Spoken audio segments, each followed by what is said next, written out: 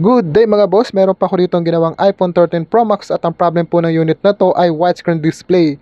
So common issue po ito ng halos lahat ng iPhone 13 series at iPhone 14 series po. Ang ating customer ay galing pa po ng Cavite at dumayo dito sa aming shop upang ipagawa ang kanyang cellphone. Ang ganitong issue po ay kaya pa naman po ma-repair. Mas magandang i-repair lang po ito kumpara sa magpalit po ng LCD dahil napakamahal po talaga ng LCD nito. At isa pa sa pinakamaganda, kung re-repairin lang natin ito ay intact pa rin ang kanyang display at wala pong mababago sa function ng kanyang LCD po dahil ito pa rin ang kanyang original at hindi po kailangan palitan. Sa may mga ganitong issue, punta lang po kaya sa aming shop at pwede nyo po yung mahintay. At sa malalaya naman po, pwede nyo po ipadala sa amin via LBC. PM lang po kayo sa aming Facebook page para makapagbigay kami ng details kung saan nyo po ipapadala ang inyong unit. So yun lang po, iPhone 13 Pro Max widescreen problem repair successfully. Thank you and good day!